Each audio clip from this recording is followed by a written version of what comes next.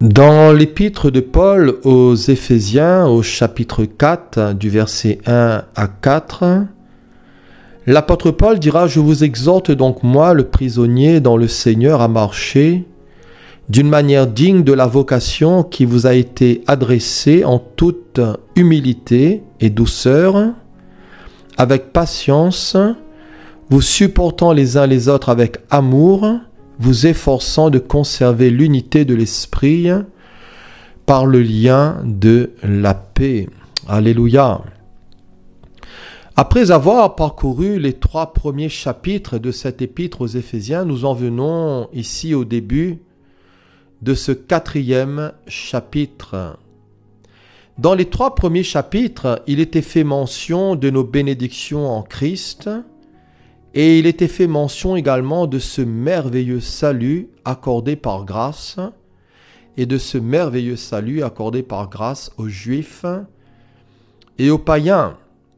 Dans les 3 autres chapitres, c'est-à-dire du chapitre 4 à 6, l'apôtre Paul va nous indiquer comment nous devons vivre ici-bas dans ce merveilleux salut, en nous exhortant à marcher d'une manière digne de notre vocation.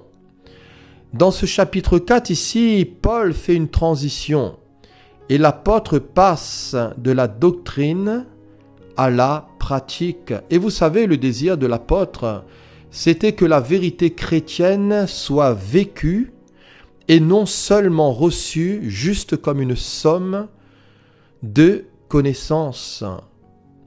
Il dira « Je vous exhorte donc moi, le prisonnier dans le Seigneur, à marcher d'une manière digne de la vocation qui vous a été adressée. » Nous sommes face ici à la conduite du chrétien dans le monde. Paul ici va nous parler de vocation et Paul ici va nous parler de notre appel. Et dans la version Darby, il est dit « Je vous exhorte donc moi, le prisonnier dans le Seigneur, à marcher d'une manière digne de l'appel dont vous avez été appelés. » L'appel dont vous avez été appelés. Ce mot « appel » ici, ce mot « vocation » dans le grec signifie un appel, signifie une vocation. C'est un appel aussi à une invitation divine à recevoir le salut de Dieu. Ce mot « vocation » nous renvoie à 2 Timothée 1, verset 9, où il est dit qu'il nous a sauvés et nous a adressé une sainte vocation, non à cause de nos œuvres, mais selon son propre dessein et selon la grâce qui nous a été donnée en Jésus-Christ avant les temps éternels. Le salut de Dieu et l'appel de Dieu ne vient pas de nous. Et cela ne dépend nullement ni de quelques œuvres, de quelques mérites que ce soit. Et voyez ici l'expression que l'apôtre emploie, selon son propre dessein et selon la grâce qui nous a été donnée en Jésus-Christ avant les temps éternels. Cette sainte vocation, nous la voyons aussi en Éphésiens au chapitre 1 à 3, qui nous montre que nous sommes élus, prédestinés, adoptés comme fils, acceptés dans le bien-aimé, rachetés par son sang, pardonnés, scellés du Saint-Esprit, et que nous avons reçu les prémices de notre héritage. C'est pourquoi, concernant notre vocation, concernant notre appel, Paul dira que Dieu illumine les yeux de votre cœur pour que vous sachiez quelle est l'espérance qui s'attache à son appel et quelle est la richesse de la gloire de son héritage qu'il réserve aux saints. Lorsque Jésus parlait aux 2 disciples sur le chemin d'Emmaüs, la Bible nous dit que leur cœur brûlait au-dedans d'eux. Mais ce n'est que lorsque leurs yeux s'ouvrirent qu'ils le reconnurent. Luc chapitre 24, versets 31 à 32. Alors Seigneur, illumine nos yeux. Seigneur, comme ces 2 disciples d'Emmaüs, notre cœur brûle aussi au-dedans de nous. Et nous aimons ta présence, Seigneur. Nous aimons ta chaleur, nous aimons la chaleur de ton esprit, mais ouvre nos yeux, Seigneur. Ouvre les yeux de nos cœurs pour que nous puissions comprendre ton appel, pour que les choses du Seigneur deviennent claires dans notre esprit. Donne-nous, Seigneur, de la compréhension. Donne-nous de comprendre les mystères du royaume de Dieu, du royaume des cieux, et que ces choses d'en haut viennent réalité à l'intérieur de nous. Seigneur, révèle-nous ces choses par le Saint-Esprit, afin que nous aussi nous puissions marcher d'une manière digne de toi et digne de ton appel. L'Épître aux Hébreux, lui, nous dit: c'est pourquoi, frères saints, qui avaient part à la vocation céleste, frères saints qui avaient part à la vocation céleste, considérez l'apôtre et le souverain sacrificateur de la foi que nous professons. La version Semeur nous dit: c'est pourquoi, mes frères, vous qui appartenez à Dieu et qu'il a appelé à avoir part au bien céleste, fixez vos pensées sur Jésus, le messager et grand prêtre de la foi que nous reconnaissons comme vrai, vis-à-vis de celui qui nous a appelés à son royaume et vis-à-vis de celui qui nous a appelés à sa gloire. Appliquons-nous à affermir notre vocation et appliquons-nous à affermir notre élection. Car si nous faisons ces choses, nous dit la Bible, nous ne broncherons jamais.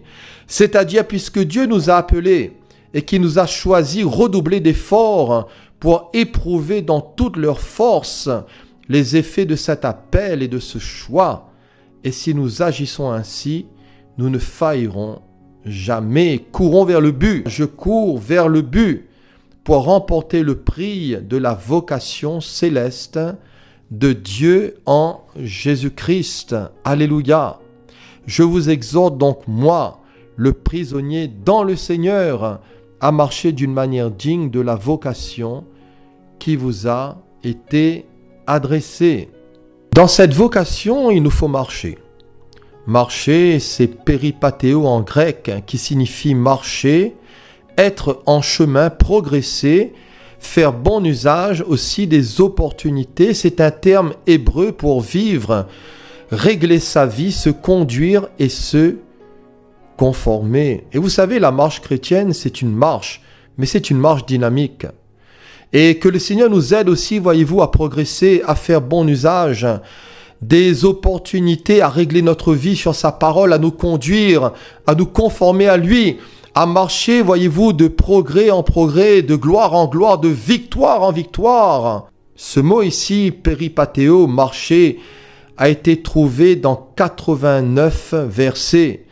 Et il est évident que nous ne pourrons pas voir ces 89 versets, mais nous en verrons quelques-uns dans Éphésiens 2. Il est dit que vous étiez morts par vos offenses et par vos péchés, dans lesquels vous marchiez autrefois. Autrefois, dira l'apôtre, vous étiez ténèbres, maintenant vous êtes lumière. Dans le Seigneur, marchez comme des enfants de lumière. Et le fruit de la lumière consiste en toutes sortes de bonté, de justice et de vérité.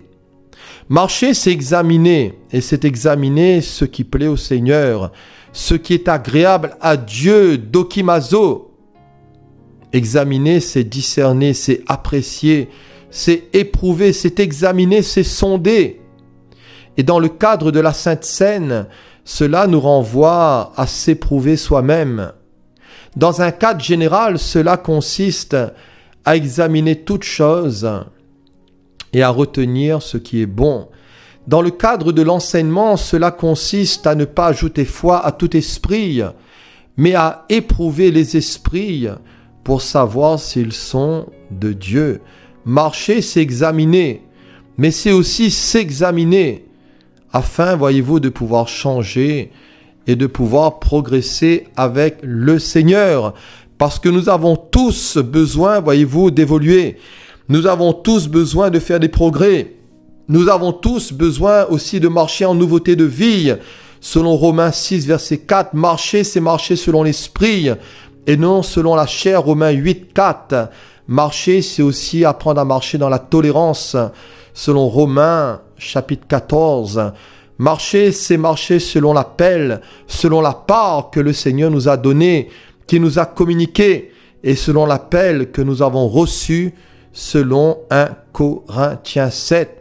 Et celui qui est célibataire, qu'il marche selon la part que le Seigneur lui a donnée. Celui qui est marié, qu'il marche selon la part que le Seigneur lui a confiée.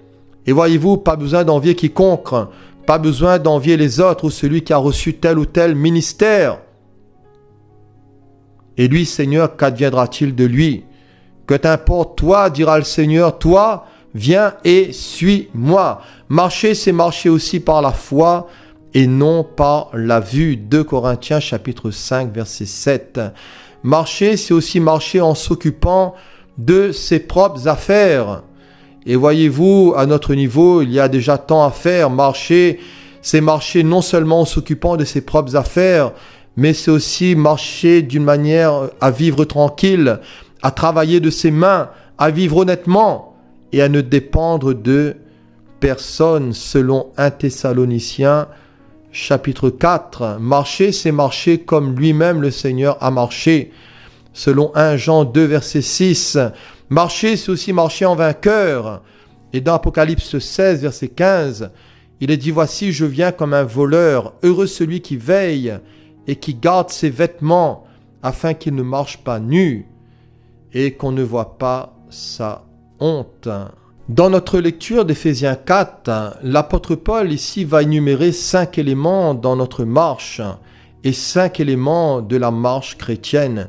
Et Paul ici demande aux Éphésiens de marcher premièrement en toute humilité, deuxièmement avec douceur, troisièmement avec patience, quatrièmement avec amour, cinquièmement en nous efforçant de conserver l'unité de l'esprit par le lien de la paix. Alors comment rester unis les uns aux autres?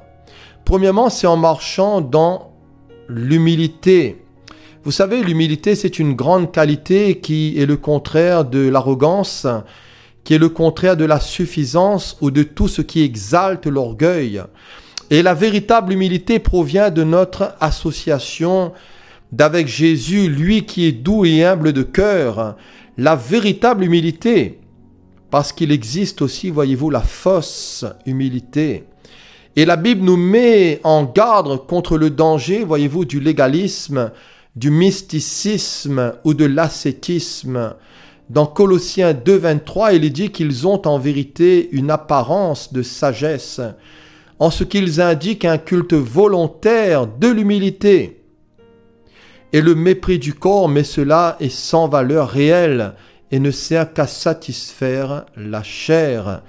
Et voyez-vous, attention à tous les systèmes spirituels foireux, attention à tous les systèmes spirituels erronés, attention aux séductions, aux séducteurs et à ceux qui s'adonnent, voyez-vous, à leur vision et à des expériences estatiques sans s'attacher au chef qui est Christ. Et la Bible nous dit que personne, sous une apparence d'humilité et par un culte des anges, ne vous ravisse à son gré le prix de la course. Les faux docteurs suivent leurs pensées charnelles et ne détachons pas notre foi de Christ.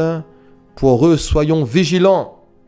Soyons sur nos gardes, voyez-vous, à tous ces esprits de séduction, à toutes ces hérésies, à tout ce qui circule dans le monde, à tout, voyez-vous, ces faux docteurs, et soyons sur nos gardes pour que nous ne puissions pas, voyez-vous, nous laisser emporter par quelque doctrine que ce soit.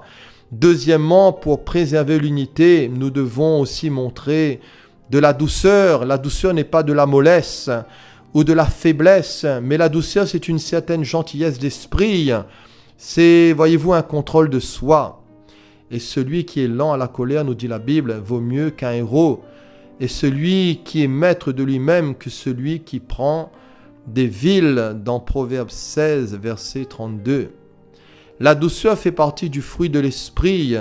Et non seulement les femmes chrétiennes, mais tous les chrétiens devraient posséder la pureté incorruptible d'un esprit doux et paisible. Alléluia.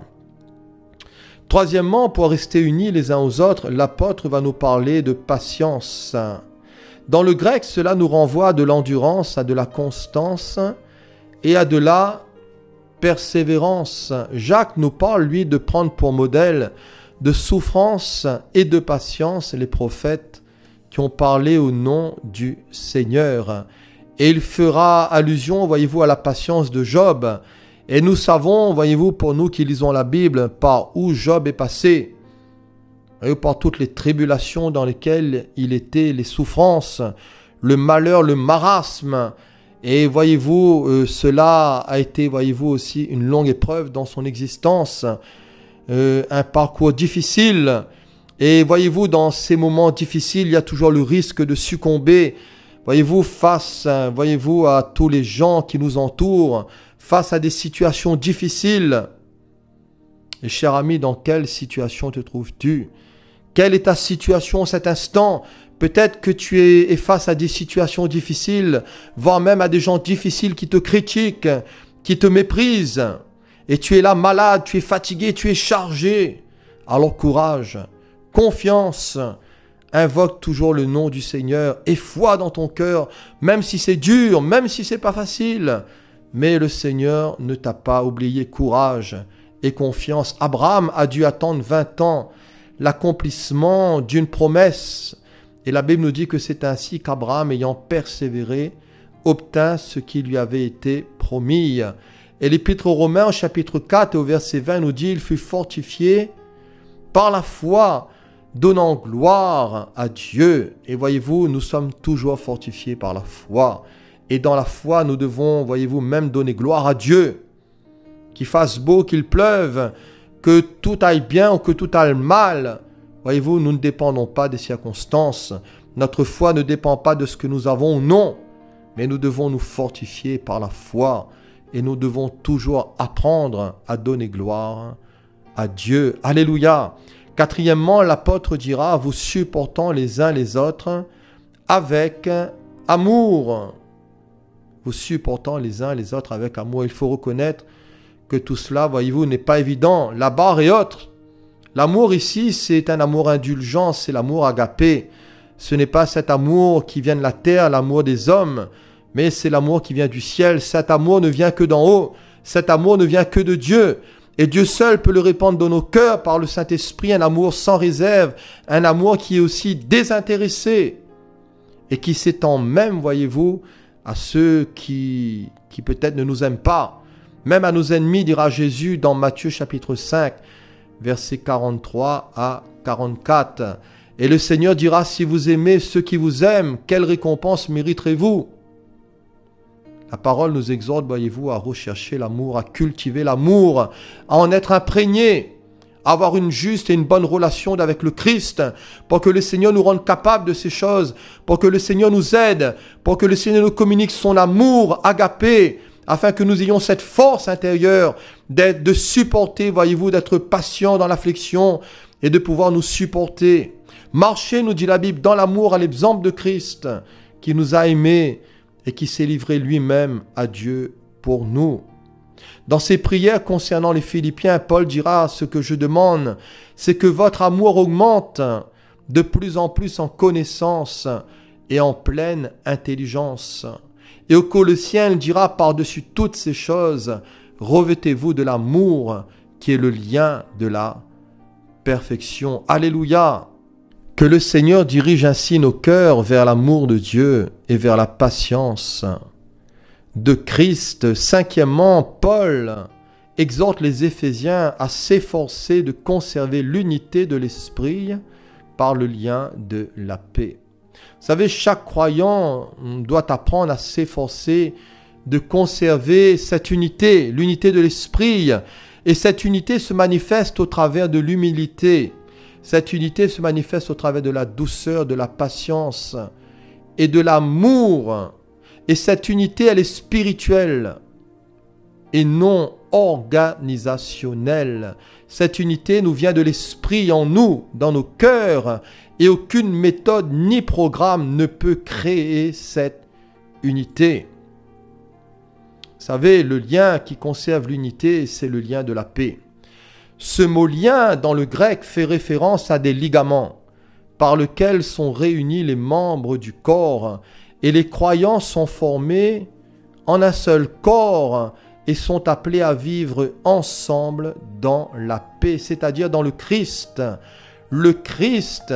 qui est le prince de la paix. Pour conclure, dans Colossiens chapitre 3, versets 12 à 15, il est dit ainsi donc, comme des élus de Dieu, saints et bien-aimés, revêtez-vous d'entrailles de miséricorde, de bonté, d'humilité, de douceur, de patience. Voyez-vous, c'est ce qu'on vient de lire dans Éphésiens. Et aux Colossiens, il est dit au verset 13, supportez-vous les uns les autres, et s'il est un sujet de se plaindre de l'autre, pardonnez-vous réciproquement de même que Christ vous a pardonné. Pardonnez-vous aussi, mais par-dessus toutes ces choses, dira l'apôtre aux Colossiens, revêtez-vous de l'amour qui est le lien de la perfection, et que la paix de Christ à laquelle vous avez été appelés pour former un seul corps règne dans vos cœurs, et soyez reconnaissants. Voilà, que le Seigneur nous aide, que le Seigneur nous bénisse, qu'il vous bénisse, chers amis, au travers de ces quelques paroles, afin que nous puissions aussi croître, avancer, progresser aussi dans la vie de l'esprit, mais aussi dans l'unité, dans l'amour, dans la patience, dans les choses d'en haut, afin aussi de pouvoir conserver cette unité de l'esprit par le lien de la paix. Voilà, que le Seigneur vous bénisse abondamment et à la prochaine, Dieu voulant.